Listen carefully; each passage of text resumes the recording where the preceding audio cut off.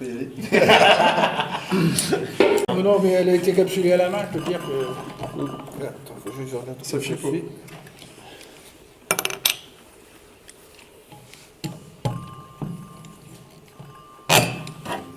Voilà. Nous sommes aujourd'hui réunis chez Stéphane donc pour préparer notre journée du 24 avril. Voilà, donc, c'est notre première dégustation de vin clair. Voilà, ce qui nous permet de découvrir un petit peu le caractère de l'année 2016. Voilà. Donc on découvre chacun nos produits. C'est un parcellaire.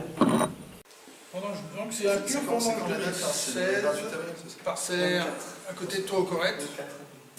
Sélection Massal. Avec Malo. Pas filtré.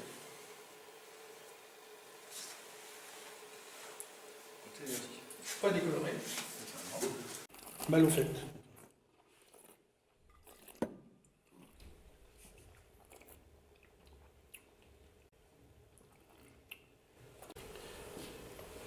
C'est bien nous alors tu dis? Côté C'est vraiment rose. c'est dans quel secteur? Correct. Ouais. Correct. Rose et puis après la pomme. Et t'as plus la pomme déjà mûre. Il est non décoloré. C'est pour ça que la couleur est assez foncée. On est, ouais. Sur du pinot noir. Donc on a les de grande maturité. On a une petite extraction de couleur qui est possible au moment du pressurage. Donc soit on décolore pour retrouver un vin jaune paille brillant, soit on laisse la couleur telle qu'elle. On préserve la partie aromatique et puis on respecte la couleur pinot noir. En fin de compte, on est sur des vins qui sont quand même avec des couleurs soutenues. On se démarque d'un blanc de blanc. De toute façon, la couleur, on va perdre en prise d'eau. Ça va disparaître. Dès qu'il y a une fermentation, on perd en couleur. Donc la prise de goût, c'est en fermentation, on va perdre en couleur. Après, c'est pas gênant d'avoir un petit œil derrière. C'est typique en fait du pinot noir. Donc, en champagne, plus il est blanc, plus il est translucide, plus il est filtré. Donc autrement dit, il est dépouillé. Et la récolte 2016 était comment? Vous en êtes satisfait? Très satisfait. C'est-à-dire qu'au 15 juin, on ne s'attendait pas à ça. Non, vu l'année qu'on a eue, on s'en est très bien Et sorti. puis c'est vrai qu'au vendange, Et au premier pressoir, on s'est aperçu que c'était pas mal. notamment sur la région de Verzenay, la montagne de Reims, c'était pas le cas non plus dans toutes les régions champenoises. Et effectivement, il y a quand même des très belles choses. Non, en 2016, c'était plutôt une vendange relativement étalée, hein, ou des maturités vraiment disparates.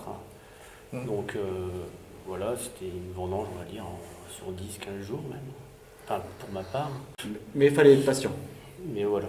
Il fallait être patient, il fallait savoir prendre son temps, bien faire le tour de ses parcelles, pour bien déterminer la maturité que chacun veut par rapport à son exploitation. Et ça a été, j'avoue, une belle récolte.